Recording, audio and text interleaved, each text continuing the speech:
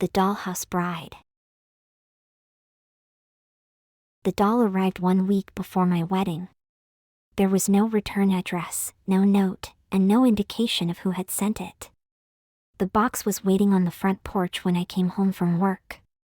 Inside, wrapped in brittle tissue paper, lay a porcelain bride no longer than my forearm. She wore a lace gown almost identical to mine. The same fitted sleeves. The same pearl buttons. Even the tiny silver comb in her hair matched the one my mother had given me for the ceremony. My fiancé, Daniel, thought it was sweet. "Maybe your aunt sent it," he said. "My aunt doesn't know what my dress looks like." "Your mother, then? She hates dolls." Daniel lifted the doll from the box. Her face had been delicately painted, with pale cheeks, blue eyes, and a small pink mouth. Her dark hair was arranged in curls beneath a lace veil. The doll's left hand was missing its ring finger. Daniel noticed it too. Shipping damage. There was no broken finger inside the box. I wanted to throw the doll away, but Daniel suggested displaying it at the wedding. "It looks handmade. Someone probably spent a fortune on it." So we placed her inside the glass cabinet in the dining room. That night, I dreamed I was standing at the altar. The church was empty except for the doll, seated in the front pew. When I looked down, my wedding ring was gone. So was my finger. I woke with my left hand throbbing. A thin red mark circled the base of my ring finger. I showed Daniel. He blamed stress. The following morning, the doll was no longer inside the cabinet. She stood on the dining table, facing our engagement photograph. The cabinet doors remained closed. I returned the doll to the shelf and locked it. The next day, she appeared beside my wedding shoes. The day after that, she sat on the bathroom counter, holding a strand of my hair in her tiny hand. I stopped sleeping well. Every time I closed my eyes, I dreamed of the church. More guests appeared each night, but their faces were hidden behind black veils. The doll always sat in the front pew. And each time, she was larger. By the fourth dream, she was the size of a child. By the sixth, she was wearing my face. 3 days before the wedding, I discovered writing beneath the doll's dress. The words had been carved into the porcelain arm. "A bride for a bride." I showed Daniel. He went silent. "What is it?" I asked. "Nothing." "You recognize that phrase?" He refused to answer until I threatened to cancel the wedding. Finally, he admitted that his family had a tradition. Not a tradition, exactly. A story. His great-great-grandmother, Eliza Vale, had been abandoned at the altar in 1891. Her fiancé fled town with another woman on the morning of their wedding. Eliza returned home, put on her wedding dress, and hanged herself in the attic. The family found a bridal doll beneath her body. No one knew where it came from. Every few decades, the doll reappeared before a wedding in the Vale family. Daniel's grandmother had received it. So had his aunt. Both marriages ended in tragedy. His grandmother disappeared during her honeymoon. Only her wedding ring was found, sitting inside the doll's hand. His aunt died in a house fire the night before her ceremony. The doll survived without a mark. "You knew about this?" I whispered. "I didn't believe it. You should have told me. I was afraid you'd leave." That answer frightened me more than the doll. We drove to Daniel's parents' house that evening. His mother turned pale when she saw the doll. "You opened the box?" she asked. "It was already open." "No. I mean her box." She led us into the basement and pulled an old family Bible from a cabinet. Inside was a photograph of Eliza Vale. She looked exactly like the doll. Daniel's mother explained that the doll did not simply curse brides. It chose replacements. According to family journals, Eliza believed another woman had stolen her future. Before she died, she promised that no Vale man would marry unless she was given another bride in exchange. Then why hasn't she taken everyone? I asked. Because some brides leave before the ceremony. Daniel stared at his mother. You told me Grandma disappeared on her honeymoon. She did. But she was already married.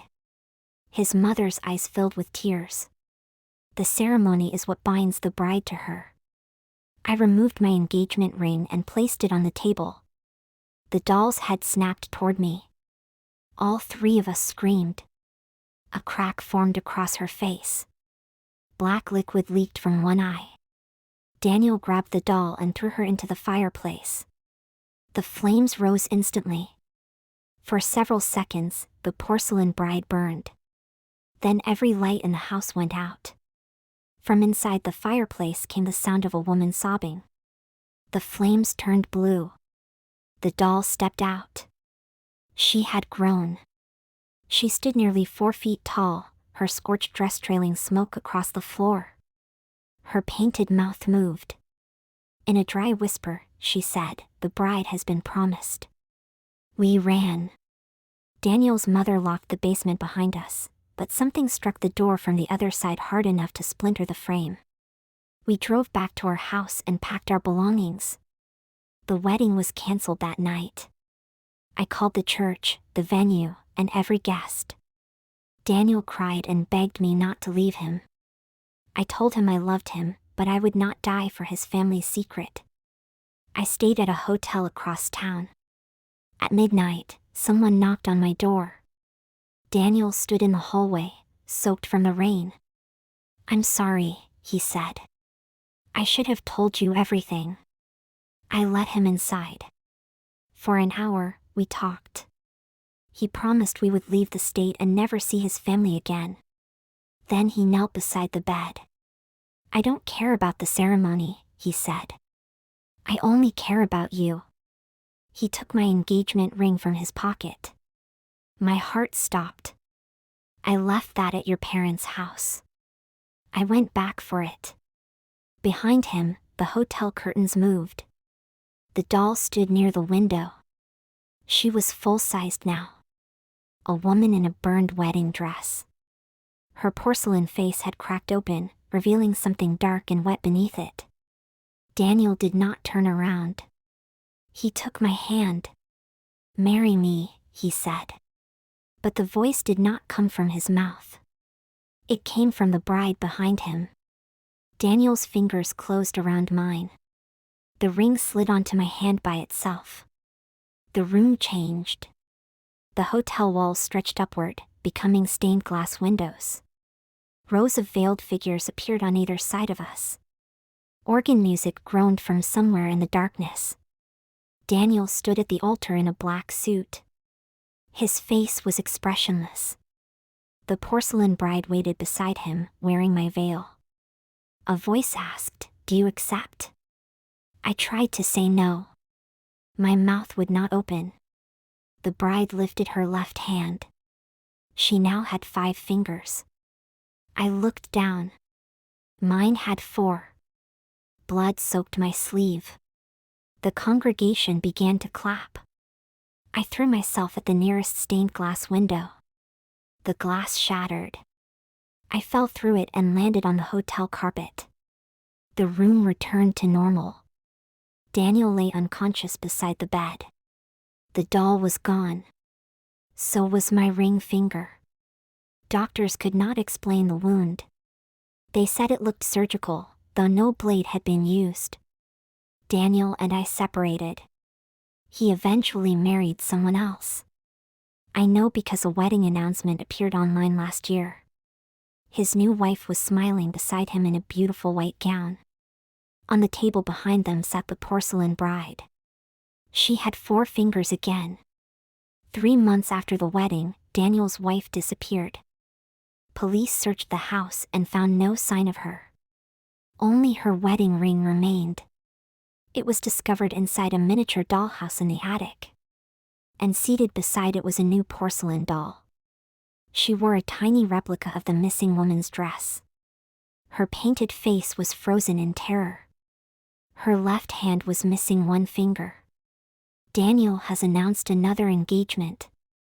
I tried warning his new fiancée. She blocked me. Yesterday, a package arrived on my porch. No return address. Inside was a small glass box. My missing finger rested on red velvet.